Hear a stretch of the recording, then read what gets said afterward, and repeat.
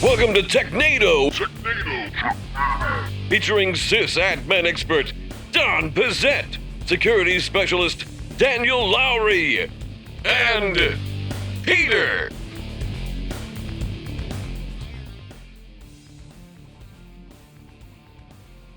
Hello and welcome to Technado, the first episode here of 2023. I'm your host, Peter Van Rysdam, and I am joined here by Don Pizzette. Don, how you doing today? I am doing great. Glad to get the holiday season behind us. I'm tired of giving people stuff. Yeah. And now I can go back to taking. Take. Right back to your Scrooge ways. and we missed you a couple weeks ago, but Daniel, how are you doing today? Bah humbug. Perfect. We're really turning over a new leaf at Technado. We're a bunch of hateful people now. No resolutions here, because that's how we started. I'm resolute to hate well. you. You're doing a great job. And there is a lot to hate in the news this week. 2023 started off as a dumpster fire with a bang, big time. Dumpster fires are going, man, that sucks. Yeah. We're going to talk a lot about what's going on at LastPass. Speaking of dumpster fires, going to talk about one of the best newsletters I've ever heard of going out from a company. But we're going to start today with our first article from ghacks.net. Sounds like, like Gangsta Hacks, right? Is that absolutely. What it is, I assume? Gangsta Hacks? No? All right. Mozilla changes Firefox's user agent because of Internet Explorer 11. IE still causing problems for people out there, even though it's technically dead, right? It is technically dead. Yeah, Microsoft has ended support for Internet Explorer 11. It's gone. It lives on a little bit in a weird IE 11 compatibility layer. It lives on all of us. Yeah. I feel like. It's kind of like a nightmare. You don't forget about it. Or like the shingles virus. It's in you. One day your immune system gets weak and you start using IE 11 again. IE 11? It itches. So this one was really interesting because at first glance, it's easy to pass something like this off as, what do I care? But it actually does have a ramification for people who work in networks. So that wasn't the proper response? No, not this time. A proper response, not the only one. So, if you've ever done any work with browser user agents, right? So every web browser has a user agent. When you browse to a server, you tell it what browser you're using. And back in the olden days, when there were many different browsers that were out there, you could get customized web pages based on your browser. So Firefox might see one page, Internet Explorer sees another one, and so on, because there's no reliable web standard out there for some strange reason. The World Wide Web Consortium, the W3C, has completely failed to motivate those a-holes. People to have a single standard. So anyhow, the browsers identify themselves, and the server can take action on it. Well, today, it doesn't really matter because most people just use Chromium or whatever Google's rendering engine is, or you have Apple's WebKit. So there's really just a couple that are out there. But Firefox still maintains its own, which is good for them. And they identify their browser a certain way. Well, Internet Explorer identified itself a way that was very, very similar. So there was a value in the string that would say RV:11 point whatever for Internet Explorer. Well, Firefox reached version 110. And when it did that, its browser string would show RV:110, right? 110. But when you search the user agent string, some servers were just searching for RV:11 and getting a positive hit on Firefox and serving up an IE11 compatible page to Firefox browsers. What that usually resulted in was you're in Firefox, you go to a website, and the website says, your browser is out of date and no longer supported. It's one of the classic blunders. Yeah. So that's a problem, and Firefox has had to take action on it, basically for version 110 all the way through 119. So, quick question. Why does it look for V11? Why doesn't it look for, I don't know, Internet Explorer? So Internet Explorer actually doesn't identify itself by name. Well, there you go. Yeah. That's that how makes you get you to sense. load it. Yeah. Like, I'll load this one. What is this? Like, Version 11? I'm sorry. I just don't understand. Why do we do this kind of thing? Like, it makes you wonder. why is the user agent string for, Internet Explorer, and Edge, and well, this is the same reason we basically don't have a Windows 9. Because people were lazy when they did something and didn't think about the future. Yeah, and this is another example of that. Now, a pox on them. Yes, on their house. If you support a web server environment of any sort, you may have run into that if you have users that use Firefox. I know they have a dwindling user base, but it's a real problem. Firefox is addressing it and trying to adapt. But if you start getting calls from people that are saying, look, I've got Firefox and your server is telling me that that my browser's out of date, but my browser's fully up to date, well, this could likely be the problem. It also poses an interesting problem for security software. If you're on a web application firewall, it can misclassify the browser as well. So really a lot of weird things happening just because a version number changed. Oh, I'm sure it'll never happen again. Well, the article was talking about there's also an IE mode in Edge now. So if there are things that you have to use IE because of hey, we designed this to work in IE 20 years ago, you can still get in there and use it. Yeah, and Larry, do you remember, we'll go back in time here, see. At the insurance company that you and I worked for years and years ago, before ImageWrite, that was the big document imaging software. Before that, we had another document imaging software from IBM, and I can't remember what it was called. It was IBM something Center or Sphere, or, they name their stuff after. I think that I came on right as ImageWrite kind of became the standard, because I remember they were taking the fourth floor and just scanning documents, and I was supporting a lot of that. Like, the scanner's not working. I'm like, yeah. So the IBM one was a pain in the butt, and they were married to a particular browser. It only worked in IE3 or IE5 or something like that at the time. This was forever ago. Yeah. And it was super frustrating. Netscape Navigator. Because if you, I think at the time I was using Netscape. Opera. Oh yeah. Opera was my favorite browser back then, and it would not work with this IBM page. And so browser strings are kind of important for stuff like that. But boy, do they cause a lot of problems. So it's funny, not on this machine, but on my daily driver, I have a user agent switcher, and I can just click a button and change what user agent I'm portraying to the site. Liar. So that I can see what kind of different experience I get.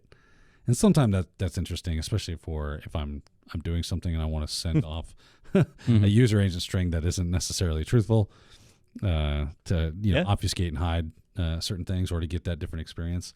So maybe those become a little more useful for people. You can just add them on as an extension in your browsers, and it's pretty simple. I mean, we had a denial of service attack on the website a few years ago, and I was able to identify that there was a common browser agent that was being used that showed that it was Android 4.0. And that was out of date even when this DOS was happening. And so I just blocked connections from that user agent. So user agents are very useful for anybody who does web security, but there's no validation to them. You can't prove somebody's giving you their real user agent. I wrote a script because I was sick of seeing all the ads and the crap from Google. When you Google search something, I was like, I just want the links. I just want the damn links.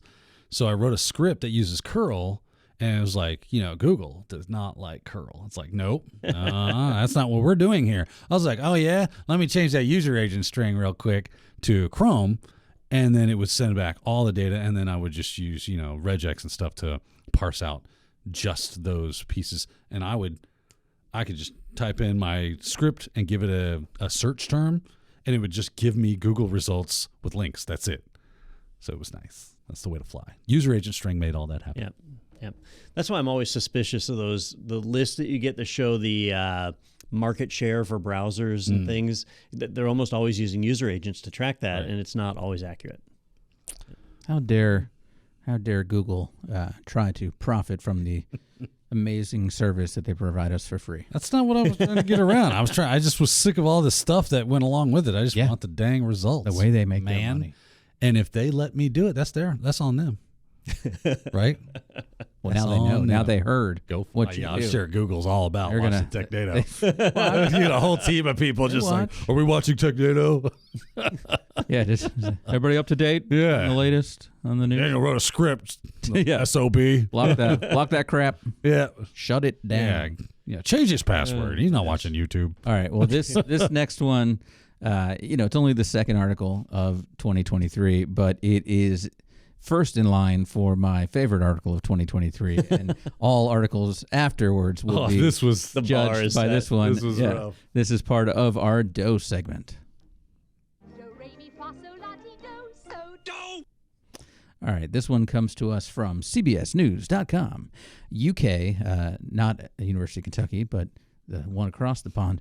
Medical practice mistakenly texts patients they have, quote, aggressive lung cancer, end quote, instead of wishing them a Merry Christmas, which This might be dough of the century, right? right? I mean, that's a common mistake. That's why I say Happy Holidays, because every time I start to say Merry Christmas, I'm like, hey, you have aggressive lung. No, I mean Happy Holidays. I always stumble on that. Yeah. So this was obviously just a fat finger thing on a template or something where they just chose the wrong template. Yeah. I've done a lot of email marketing and know how that works in the back end. I assume you're the texts, spammer. Well, yeah, exactly. I assume texts are the same, where you're going through a system and it's just kind of picking what your headline, your title, and all that stuff is, and your list, and sending it out. But the list that this one was supposed to go to of guy with aggressive lung cancer, they picked the wrong list, or they picked the wrong email. What a highly valuable marketing mailing list if you could get a hold of that one. Hey, if you can target that far, I mean, that's the kind of information that Daniel's keeping from Google. That's it. But we want to know, hey, how aggressive is your lung cancer? Because I'm going to put you on a different segmentation list based on that. So this one's pretty crazy. They were supposed to be sending out Christmas greetings, right? Very, very nice, thoughtful thing to do. Festive. Instead, they sent out a message requesting people to fill out Form DS-1500, which was an application for benefits for terminally ill patients, and that they had aggressive lung cancer with metastases, which is pretty bad. So the stories of these people, like one person said they got it and they thought it was some kind of joke and they kind of panicked. They went outside and there were 5 other people that got the message too. So they're all standing in an line. episode of House or something, right? Yeah, because it was like their local clinic, so they're like they couldn't get through on the phone, so they said, "I'm just going to walk down the street to the clinic," and there's already other people in line. Because I bet the phone. You're here for the aggressive lung cancer? Yeah. Too? Oh, I got it too. Yeah. It's going around. Yeah, thought it was COVID. One person said they called the doctors, but they were just on hold like normal. So that was that one. Yeah, because everyone else was calling. I'm having a hard time deciding which one was worse. Do you guys remember 2 years ago, it was in Hawaii, that a test message went out saying that there was a missile attack, an imminent incoming missile attack, because they prepared in case North Korea went nuts, or more nuts. Sure. And so they said their nuttiness had reached fruition at this point. missiles are inbound, I take vaguely cover. remember this, yeah. This is not a test. Like it actually said, this is not a test. And the person sending out the test message said, well, this is what they told me to send. See, I think that's worse, because if I got that, there's nothing to make me think it's wrong. Whereas if I got this, I might say, I never did a test. I haven't been to the doctor in 6 months. Like, how do they know? Like, I don't go to the doctor. now, if I had just went, like this woman said, a couple of her family members had just had chest X-rays and things like that. So, maybe it was meant for them, she thought, or they're having therapy sessions. What if our next article was Google's new feature where they introduce ad tracking that can identify lung cancer with metastases? Well, I've heard there was a story talking about ad tracking where a woman started getting prenatal kind of things before she knew she was pregnant because of other things she had purchased or something. Or there was another one where a father, like it was the teenage daughter, and the father's getting these coupons and things going, what the hell? No one's pregnant in the house. Finds out the daughter's pregnant because of it figured out. It figured, she bought this, and this. So, that these are the things someone buys. We've noticed multiple purchases of pickles and ice cream. Together. Yeah. But this one's bad, not good, and I love the just the classic British humor of the last sentence of, if it's one of their admins that sent out a mass text, I wouldn't be trusting them to empty the bins. Yeah. And that is true. I would be finding a new doctor at this point. Man, that's that would be a shocking one to get, especially 2 days before Christmas. Yeah, that's fun. Right? Someone in here says, "How dare they send this right before Christmas?" I'm like, well, if I had lung cancer, aggressive lung cancer, I want to know. I don't want them to go, dang, what day it is. Hey, we've known for a couple weeks, but there was Hanukkah, Christmas. We figured we'd let it metastasize a little bit more. By the way, you only have like 4 days. Yeah. If we had told you before, we could have done chemo. We thought the problem would solve itself, to be honest with you. It's bury your head in the sand, right? That's how that works. Didn't expect you to pick up the phone. Horrible. Try to slide it in there with those LastPass alerts. We'll get there. We'll get there. But first, let's take a look at our next article, which comes to us, which is part of the Behind Bars segment.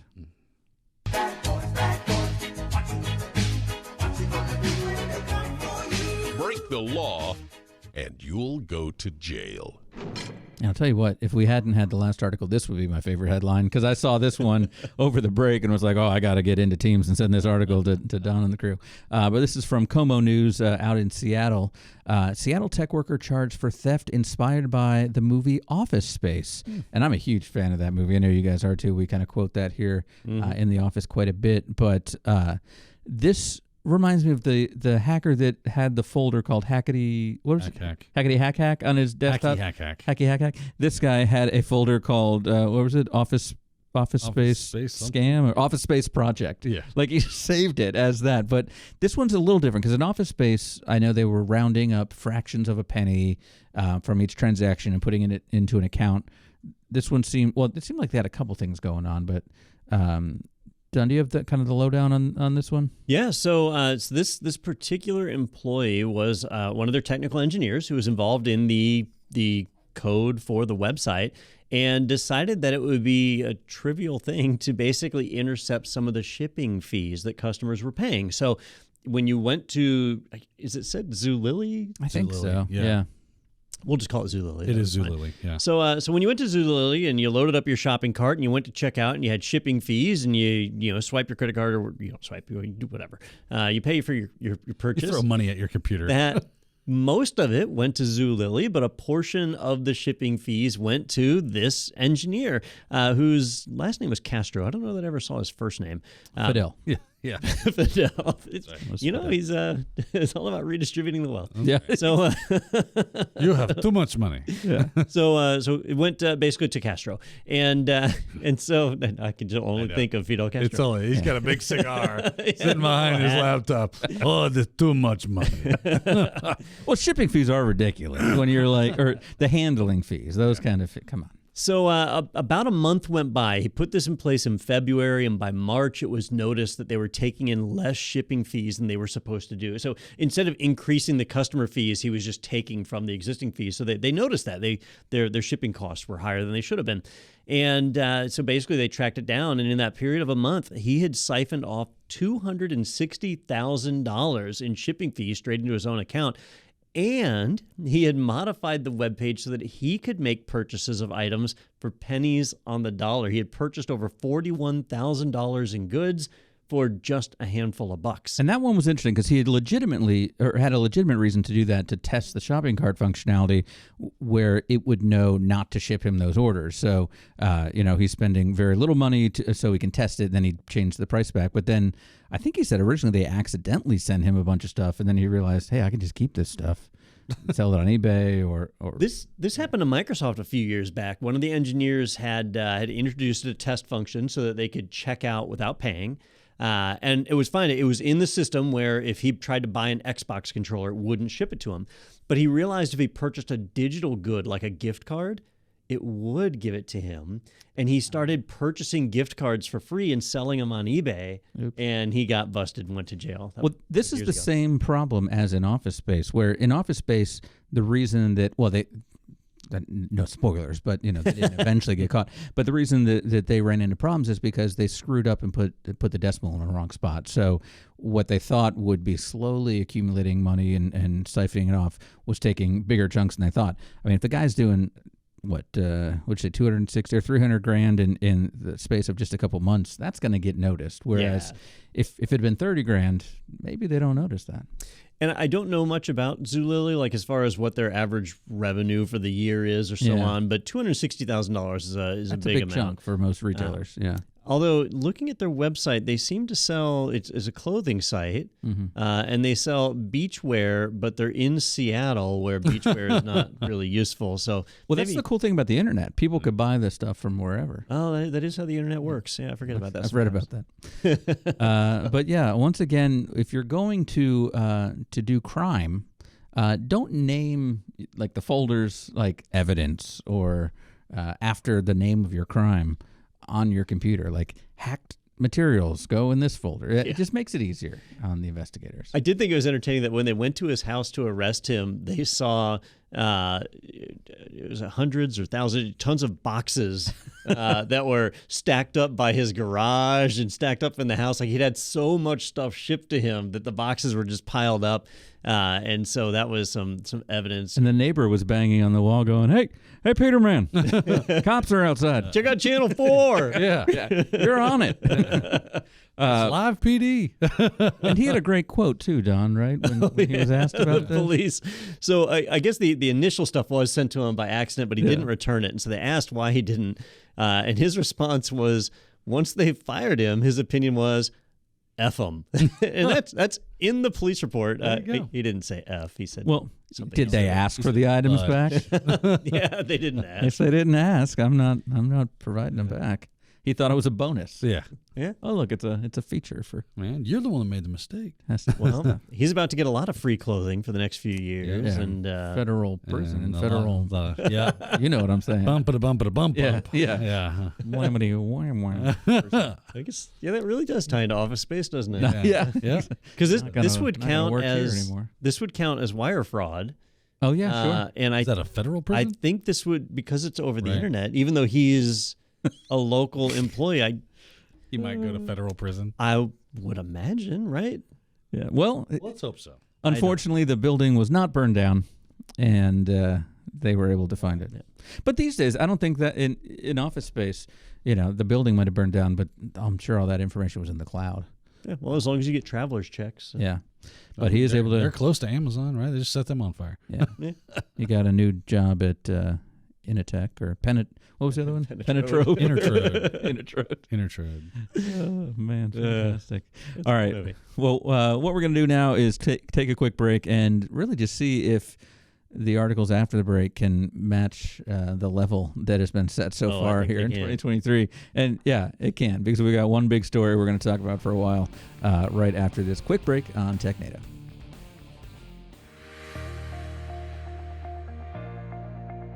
The IT Pro TV app is available for iOS and tvOS. The modern user interface makes navigation easy. Recently watched videos can be found on the home screen, as well as our daily live streams. Choose landscape mode for larger viewing. Access the entire course library by clicking on the play icon. Navigate our content by category, certification, and job role. Learn where you want and when you want as a premium annual member by downloading episodes for offline viewing. Watch on the go and pick up later on any of your favorite devices. So head to the App Store and download the IT Pro TV app. My name is Dana Morrison. I'm the IT director at Grace Christian School in Raleigh, North Carolina. I work with two technicians, Buddha and Anthony. We cover all grades at the school. We figure that we support approximately 800 end-user devices. My name is Buddha Nepal. I work as IT support here and AV specialist. I moved into IT department and on our first meeting, other team members asked me, hey, what's your IT background? And I was like, I don't have any. We had this SharePoint project that we were rolling out. So I was able to go to IT Pro TV and watch. And by the end of this month, we were actually migrating all our files to SharePoint. I can use IT Pro TV's supervisor portal to check the progress of my technicians so I can see what they're looking at.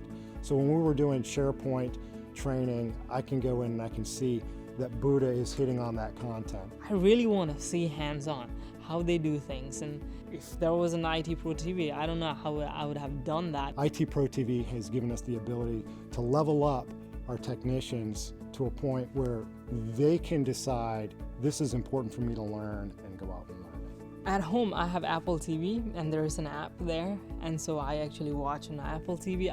I watch it in my iPad too. Saturday mornings, I still get up early. 6:30, I go grab a cup of coffee, I sit down on the couch, and I typically watch 2 or 3 episodes as I just kind of increase my own learning skill set. I would recommend IT Pro TV to any IT team that is looking to extend their knowledge. It offers a great, easy to access, interactive, entertaining environment. It's just a great tool for any IT professional. All right, welcome back to the best Technado episode of 2023 so far that we've had. Very low bar. But we have a big story, kind of the big story of the week that we need to talk about, and it is going to help us find out who got pwned. Looks like you're about to get pwned. Fatality. Yeah! And, I mean, this could have been who got pwned. This could have been Deja News. But really, the end of the day, it's us. They got pwned again as users of LastPass. So this one, we're looking at the LastPass breach, and it is way worse than they want you to believe. And I know we covered it when it originally happened back in, what, 2020? No. The first one was September of this year. Right? Okay. And then we covered it again when there was like, hey, it is worse than we thought. So why are we coming back to it again? What's new? All right. So there's a few things that are going on here. And I do want to back up because you said who got pwned. Technically, it's us. I want you to be careful with saying that because in this case, it's not the user's fault that this occurred. And so we are LastPass users. But we're the victims. But right? We are the victims. Oh, okay. Yeah. But that's what I thought that meant when you said who got pwned. Okay. Yeah. So, but they passed the pwnage on to us. That's what they're trying to do. Okay. And see, it's important that we don't let them do that, right? Companies need to be accountable for what happens. And basically, the quick summary, if you've lived under a rock and don't know what's going on with LastPass, is back in, I believe it was in July or August, LastPass had a breach. An attacker did a well-crafted phishing campaign and managed to gain access to a dev environment in LastPass and steal LastPass source code, among other things. At the time, LastPass informed us that no customer vaults were affected, that the attacker got access to some source code, but it wasn't useful by itself, and that they had taken measures to contain the breach and stop the access. Well, right before Christmas, on December 22nd, LastPass sent out a press announcement with an update. You have aggressive lung cancer. And no, that would have been better. Yeah. But in this case, they said, we've had another breach.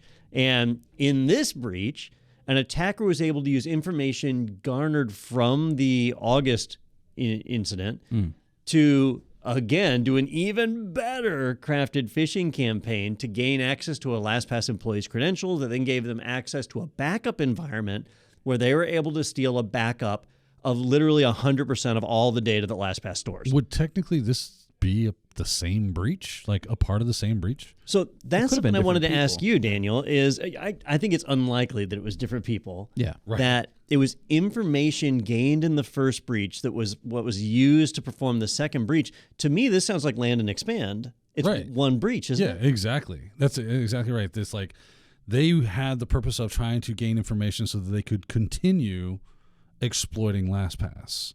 Right, so that was just phase one, or however many phases they went through before they got that. But that was a previous phase to the phase we're looking at now, which is welcome to hell. All right. Well, we are starting to hear from a lot of security researchers that are out there that are calling out LastPass for not just their handling of the incident, but how they are willfully misrepresenting what happened to try and push the blame off on them. And, you know, I have been a long time LastPass customer, so I've used them personally for a long, long time. We haven't used them as long in our enterprise, so in our business, but we do use them for our corporate accounts as well. So we've been with LastPass a long time, and I've interviewed a number of people over there, met people at the company. It's a great company, but their handling of this incident has been atrocious. And what they're trying to do is separate this out into two breaches so that you don't realize they effectively mishandled the first breach. That when the initial breach happened, they didn't run through all the scenarios of what the attacker could do with the data they got. And so then the attacker did something they hadn't thought of, and the breach got worse. And so that's where we are today. So LastPass has effectively suffered the worst breach possible for a password management company. Like it could get a little bit worse if they were truly negligent, like willfully malicious. But in terms of not wanting it to happen, it's pretty much as bad as it can get. But Don, As far as I know, LastPass doesn't even know my passwords because they're fully encrypted, and they don't store my master password anywhere. All right. So what's the phrase they use? Zero trust, or like a zero knowledge. Zero knowledge. There we go. Zero knowledge. That's what they have. They Okay. have zero. They have zero knowledge. and they're proving that. Yeah. So LastPass, they heavily promote their zero knowledge architecture. If you go to Bitwarden's website, 1Password, they all say we have zero knowledge, right? The idea is that I have a master password and LastPass never sees it, right? So my LastPass vault is encrypted locally, uploaded to them in an encrypted form. And so when the attacker gets into their data and steals the vault is encrypted, right? It's all encrypted and that's it. They have zero knowledge. If that were the case, I'd feel a lot better about what happened, right? They don't have the master password. The attacker gets the vault. What can they do? Well, they can start to brute force that password. They can try and guess what the password is, and that's going to take a long time. If you read the LastPass press release, they tell you it will take millions of years. That's the quote from their press release. And by then, I won't need my password. Right, who cares? So if that was the case, we wouldn't be talking about this article here today at all, right? It would just be, whatever, LastPass, no big deal. The real story here is how these hackers live millions of years to perform brute force attacks. That's possible. I We don't want know that secret serum. I mean, you don't know the hackers. They could be the lizard people. That's true. It's QAnon true. could be right. Yeah. I hadn't thought about that. Mind blown. But the other thing, though, is that something LastPass didn't really tell us in the past. Now, I like to think that I'm a fairly well-informed technology user. I'm more informed than my mom, I mean, at least. But I was always under the impression that LastPass encrypted your entire vault locally and uploaded it so that LastPass just stored a fully encrypted vault. And I was always a little bit curious about how that worked because, like, if you log into the web portal and you log into your vault, well, they said it would download to your machine in RAM and decrypt in RAM, so it's always local, right? But it turns out they don't actually encrypt your entire vault. What? And yeah, this was shocking to me. So the password fields and the notes fields are encrypted. None of the other fields are encrypted. Well, that takes time. Oh, so that's where they were talking about where they know the website, so they can figure out, like, if they download this data, they know, okay, I know Daniel has access to these 10 websites. Now that's where I can go and start trying. Yeah, and think about a phishing email. So if I want to do a phishing attack against you, Peter, I've got to try and guess a website that you use. Probably pretty right? easy. And you could try the big ones like Facebook. Yeah. Maybe I'm going to assume you have a Facebook account because you're a middle-aged white guy, right? Oh, yeah. And so where else is he supposed to debate politically? Check. Yeah. gotta be Facebook. If you were younger, I might say, all right, we'll try TikTok or whatever you try and guess. Yeah. And if I guess a site you use, well, then maybe that's going to work, right? If I guess a site you don't use, then you immediately just disregard. If you send me a Zulily phishing email. There you go. Well, in this case, not only can they guarantee know a site you use, they can guarantee know a username you use on the site, and they can guarantee know other sites that you use. Imagine in my mind, I immediately think of how can I craft a better email. I could send you an email saying, Facebook is rolling out this brand new integration with Adobe, and you can link your Adobe CC account with your Facebook account to instantly share media you create. I'm in. Click this link to link your accounts, and then it pops up a window to authenticate with Adobe, and it pops up a window to authenticate with Facebook, and your accounts are linked. And that's something a user would fall for pretty easily, because think about what you have to know to make that email. I have to know 2 sites you use and your usernames. Well, the attacker has all that now. And so really, by LastPass choosing not to encrypt the entire vault, which just blows my mind that they don't do, it really enables attackers to craft way better phishing emails than they did before. And if I went to a phishing portal page where it pre-populated my username too, you'd trust it even more. You're like, What's this is interesting real. is if you had a LastPass save and it had like a password reset field in the URL. Mm-hmm. Now you just run that because you have it. All right. Because it's not encrypted. And so I read about that. Somebody reported it, and I dismissed it at first. I was like, "That's just stupid." A lot of things are stupid, Dom. That doesn't mean they ain't getting done. So then I said, "Let me check my vault, and see if I have any URLs that were from password reset." So I just searched for the word reset, yeah, and I Do you know how many I had? want to say 3. 54. Holy crap. 54 of my saved LastPass passwords were as a result of me resetting a password. And it saw me resetting it and said, way. hey, you just changed your password. Do you want to save it? And it saved that full string with the token. Now, those tokens usually expire pretty quick, but not always. Right. And so if you're going to get a hit off of that entire LastPass database that you just dumped. Absolutely. Yeah. And if I were the attacker and I had a copy of the database, I'd be searching for the word reset right now. Yeah. You're saying just search reset in my... Yeah. Okay, so I've got none. Or forgot is another one. You know, you think about the URLs that people have. Right. Did you forget your password or whatever? Yeah. Right, this just proves I never changed my passwords. Right. Which is another thing I was thinking about too. I can't think of the last time I changed my master password. They don't make you change that. No, they don't. Periodically. They don't. And it said it's required 12 characters since 2018. And then I went, okay, what's my password? Nope, not 12. So. All right. Now you touched on 2 things here that I want to hit. Okay. So one is changing your master password. In this case, changing your master password doesn't really matter, right? Because the attacker stole a backup of your vault, and that backup has whatever master password you had on it when it was stolen. If you change your master password right now, they still have a backup with your old master password. that wasn't the safe. way it worked was that they were going to have to like import that into like a LastPass account and then try to log in to your account using your master password, and that's why your passwords are safe. Well, so remember, they stole LastPass's source code. Right. So they can stand up their own environment easily, and they've got the vaults that are dated from, well, and there's a third thing I wanted to touch on, because LastPass will not tell us when this breach occurred, so we don't really know when they got it. This could have been 3 months ago. Yeah. They just announced it on December 22nd because they were trying to pull a sneaky PR stunt and hide it amongst all the holiday coverage, right? Let's wallop the IT professionals while they're out on vacation. Yeah. And I mean, this is some really shady stuff. This is not stuff a good company does. No. But for the attackers, they've got a backup of the vault. The vault was encrypted with whatever master key was in place back then. They can brute force that vault without touching LastPass's infrastructure at all. Right. And they'll be brute forcing your old password. So if you change your new vault, not new vault, but if you go to your vault and you change your password today, you're protecting yourself on your new vault. From the next hack. Yeah. From the next hack. Right. Which is underway Right, now. because it encrypts the old vault with the password. I got you. Correct, yep. Although the web URLs and stuff, that's out. Yeah. The cat's out of the bag on that one. Yeah. But they don't have your master password. They don't. No, that wasn't part that of is the true. breach. That is true. They don't have your master password. But if you reuse, if you've, which there's nothing stopping you from doing. So if you password reuse and they have another hack, check those emails, run those. So lucky against. for me, I always use 24 character passwords or more. Yeah. Yeah. Yep. Like all the time. I know you win.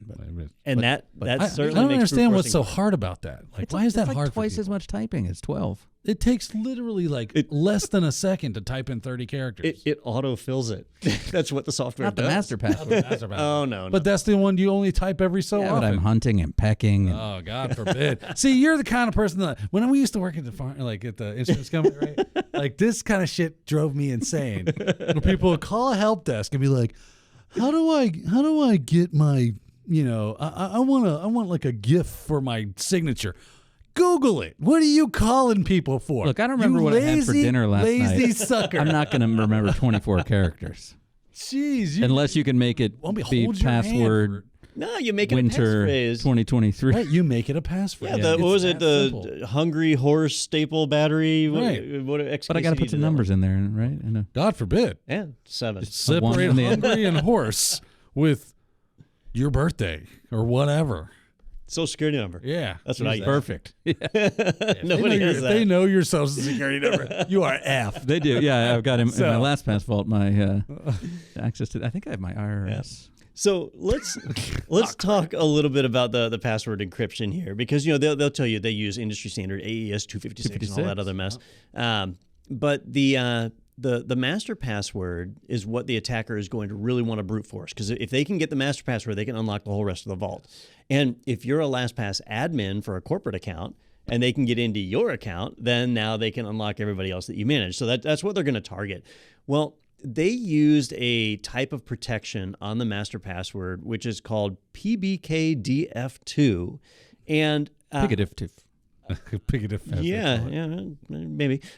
No? But I'll be honest with you guys. I had never even heard of PBKDF2 prior to this event. And Just say encryption. Yeah. So Daniel, you did a little research on this. Is did. it encryption or a hash or what is it? So it is a method for hashing passwords or other secrets that is meant to make it difficult to brute force through dictionary or brute force or rainbow tables or whatever you have. So most passwords, they're not like encrypted as we think of like SSL encryption, right? They are hashed values of the password. So if you want to reverse that, you have to say your password is dog, right? Keep it simple. Your password is dog. You run it through a hashing algorithm. You get a string of, it looks pretty random, right? Now, I would have to feed in cat and bird and look at the hash values that come out of the same hashing algorithm and then compare the two and see if they're the same. If they are, I've got the right password and you win. Green light, go ahead, use that password. So once I hit dog and I run it through the hashing algorithm, I get that hash, I compare it with what I have that's stored that I stole from LastPass, and I go, oh, their password's dog, right?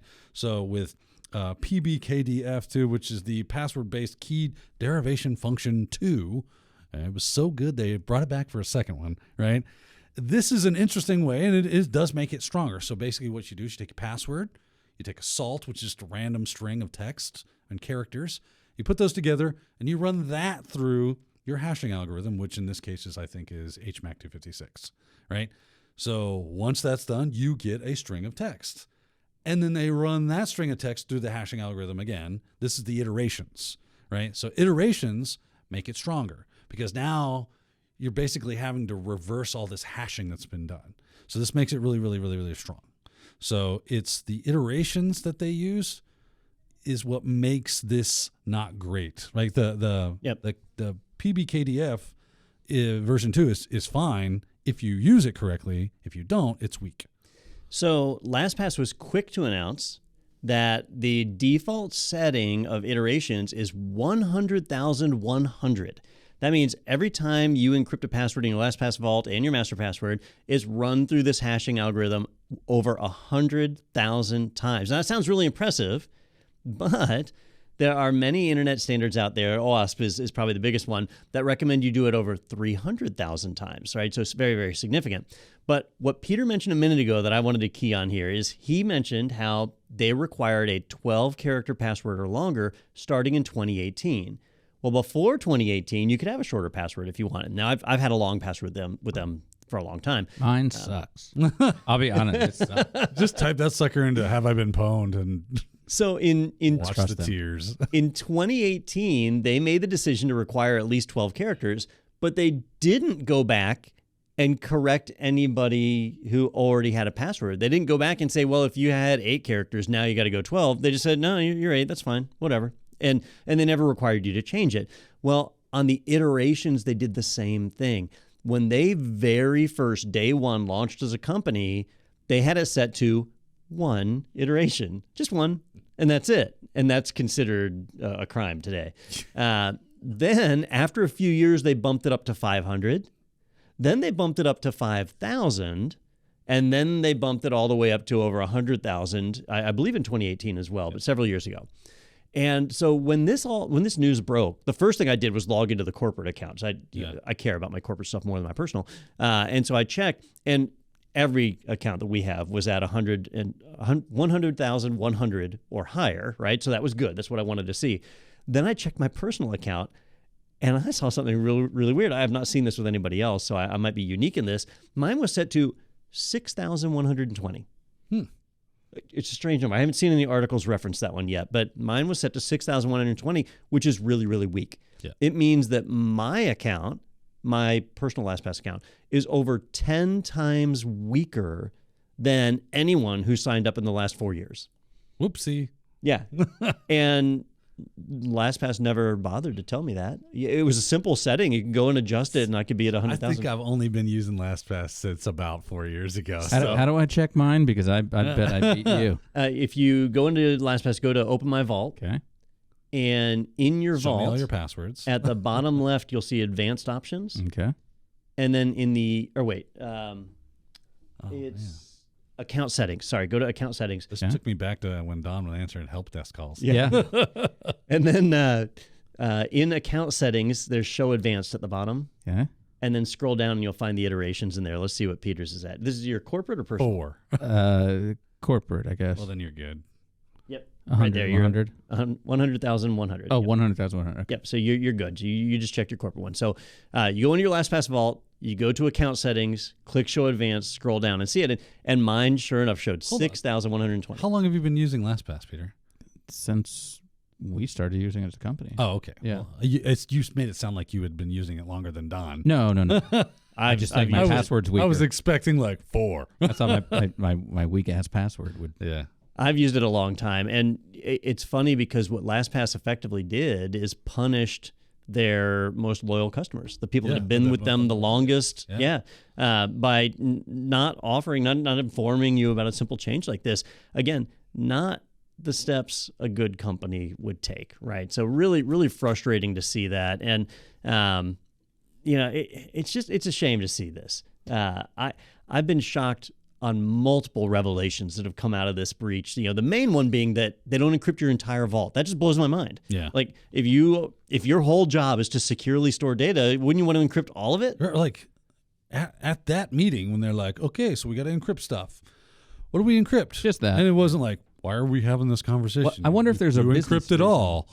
I wonder if there's a business reason. Like, well, Right. we still want to know what sites. Like, what they're was the doing, purpose? or- Like, are they so we are can they track using this or information? that. And here's Yeah. what else is interesting: is if the attackers had all this source code and information about the technologies that use to build and support LastPass, couldn't they put in some sort of function that we would never even know, that when you type in your master password, that it grabs that crap?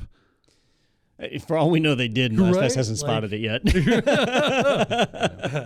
Well, there's a great write-up. So LastPass put out a blog post about this where they say, hey, here's what happened, and we've kind of picked apart a little bit here about what some of that stuff really means. But there's another great write-up where Almost Secure is the website that went through and kind of broke down the PR statement piece by piece and attacked each of those things. So we'll put that all those links in the description on YouTube, so you can take a look at those, some of the interesting articles about this. But is there anything else, Don, that you wanted to make sure you covered with this one? Well, so if you're a LastPass user and you're affected and you're wondering what you should do, I'm gonna make some recommendations here. So recommendation 1 is you immediately need to change every password that you have stored in LastPass. You have to treat it like every password is compromised, right? I seriously doubt the attackers have access to your passwords today, and I seriously doubt they will 3 years from now, right? They're going to focus on celebrities, politicians, high-value targets, administrators. Podcast hosts? Maybe, but a lot of our listeners are administrators that would be targets. So you just need to treat it like your passwords have been breached, all of them, and go and reset it. Now, I can reset a lot of them through LastPass. Is that something I should not do in this case? So LastPass has a feature where they'll automatically go and reset passwords for you. But not all of them do that, right? No, it's got to. It does work. I've used it before, but honestly, my trust in that company is shaken. 0, yeah. So you could certainly I've try got it. 0 trust in them. There you go. Yeah. I know where 0 knowledge means a lot more today than it did before. I want to have 0 knowledge of me using you. So at a minimum, you need to change all of your passwords. Changing your master password is not enough. You have to change all the passwords in your accounts. Personally, I also use the LastPass Authenticator for my one-time passwords. I moved that off to another provider. I moved that over to the Microsoft Authenticator since I needed that for Office 365 anyway. So consider moving that away. LastPass has kind of refused to share some details. They're not telling us when the breach occurred, and they're not telling us whether their LastPass Authenticator data was affected. So we just have to assume that they were. And that means you need to regenerate your OTP keys, which is a pain in the butt, but it needs to be done if you want to stay safe. Long term, I would recommend you move away from LastPass. Already done. And Yep. I went to Bitwarden today. So the wife and I are on a 14-day trial of 1Password. Bitwarden, highly recommended. Yep. Why'd you pick that one? So Nate was using Bitwarden personally, not in his enterprise account, but He told me it was just super easy transfer. He said everything just worked really slick. So got a login done within 2 minutes, however long that took. Had everything activated and authenticated. Had the web extension or the browser extension put in, and I was logged in. I did a CSV dump of my LastPass, and I imported it like that, and I was done. I was surprised how easy it was, like, to export the passwords from LastPass and import them into 1Password. Like, super easy. So that's painless. It's having to reset all your passwords. That's what that's a giant sucks. pain in the ass. Yeah.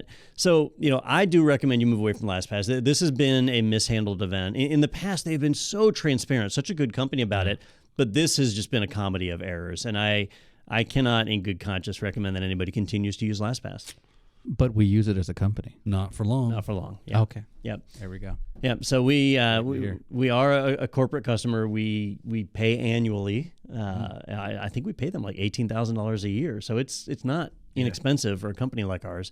But we will be moving away. So we're Nate in the technology team. They are researching which provider we're going to go to. Yeah, I heard him talking about it today, buzzing around. They sent me a list. I don't know if you have preferences, Daniel, but Bitwarden and 1Password were, I think, at the top of the list. They had Dashlane, which I've heard negative things about. What about KeyPass? We used to use KeyPass. So KeyPass is not good for enterprise because that's what they used to be their bread and butter, wasn't it? Like, it was an enterprise solution. Like, you had you had a local vault, or you keep it in the cloud or whatever. But I thought it was always a local vault. And I don't know. It's been a while since I used it. That's why I was asking about it. I just know, like, in the past with KeyPass, like, if you forgot your password, you were just out of luck. You were done. Versus in, like, LastPass, the super admin can go and reset your master password. Oh, really? Yeah, you got because they told support. me.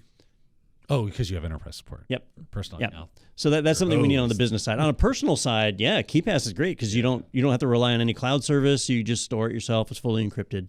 And then there was a fourth one. NordPass. PassGas, is that what you said? Yeah, that's a new one that I've been using. PassGas. Yeah, it sounds like a good one. Yeah. I mean, it stinks. It's airtight. Yeah.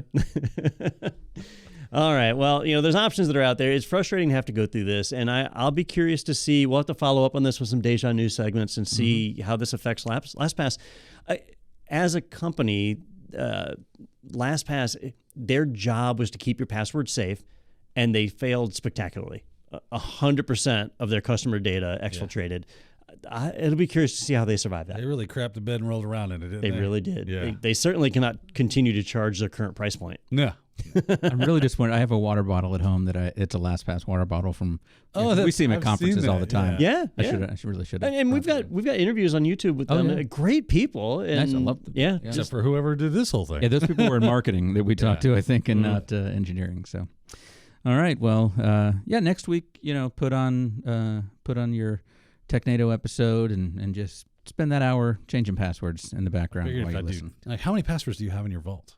I don't know. So I have. I know exactly how many I have. I do too. Yeah, you do now. 106. 106. That's it. Is that a lot? That's a little. That's a for little. Don. Yeah, Don's probably got 1,000. Don, it's like I have all. I of them. thought I had 1,000. I have 1,867 passwords. What are in you my logging LastPass vault. into, bro? Dude, I work in technology. So do I. I don't have 1,000 flipping No, passwords. no. Where do I see? I how many legit work. Yeah. Oh, that's true. No, I've been using LastPass for a long time. So every site that I have access to, and many times multiple accounts. So like with IT Pro TV, all of my test accounts and things that I've got. Well, you have all the departments too. Like we share things across departments, but in your role, you have access. To actually, all or are you not counting those? Yeah, most of that's my personal vault. Jesus. So I have a lot of credentials. How do I count this? Plus, you have been using if you collapse the categories, each one has a number. How many years have you been using LastPass? For a long time. See, I've only been using it for like 3 or 4 years. At least, I'd have to check. At least since 2009. Yeah. At least 2009, probably longer. So some passwords I just have straight up memorized, even though they're tough. Yeah. Yep. And they're just not in there. So it's interesting. I mean, we knew stuff like this was coming. Yeah. When you have so many cybersecurity incidents that we knew, to me, it was always PayPal. If you ever see PayPal gets breached, like at that point, you just give up on cybersecurity. Like if they can't secure their crap, nobody can. To see it happen to LastPass is pretty close. But some of their decisions make me question how they've been. Well, it's like the whole single sign-on, right? I remember the first time I heard about single sign-on, I was like, oh, it's really cool. Yeah, you only log in once and you got access to all this stuff. And it was like, but hold on. If someone ever gets access to my login, I'm completely hosed, right? And you're like, Yes. yeah. Yes. Gotcha. It's convenient for you and convenient for the hacker too. It'll never happen. You're fine. And that's why Peter has an 8-character password called password. Gators 1, 2, 3. Yeah. It is 8 characters. How'd you? I mean, Because that's what required as bare minimums like 5 years ago. Well, I like to do the bare minimum Office Space reference. That's right. You want it to be 32 characters. Yeah. Then make the bare minimum Make the bare minimum 32 characters. characters, but I have the right number of flair. Some poppers to start, or zingers. All right. I want to let you know about a couple things happening here early in the new year. First, we have all things cybersecurity with John Hammond. He's going to be joining us on Thursday, January 12th. Who's he? He's I think he works at LastPass. Used to. Yeah. He's with Huntress, and he's a big time YouTuber, of course. Everybody knows and loves John Hammond. So you can ask him anything you want about cybersecurity. If you haven't seen one of these webinars from us before, it's no slides, nothing like that. We just jump right into the Q&A. So any questions you have, it's chit chat with Daniel, with Sophie, and John Hammond in this case. So Thursday, January 12th, 2 p.m. Head over to itpro.tv/webinars. You can register for that one. You can also see all the past ones. We also have another webinar taking place on Thursday, January 19th. So the following week, it is Kickoff 2023 in IT. It's a hot career option for a reason. That's Wes Bryant and Anthony Sequeira doing that one, like I said, on January 19th. So check those both out, itpro.tv/webinars. And you can also head over to Technado.com, and you can see all of our latest episodes. You can check out the swag store. You can reach out to us and tell us about all the great things that you enjoy about our episodes, or the things that Daniel got wrong, anything like that. And you can click that big orange button that says sponsored by IT Pro TV, and you can check out the offerings from IT Pro, including a coupon code that you can use for your personal accounts. So check that out for sure. You can also request a team trial and see all the great features available to teams from IT Pro as well. So, yeah.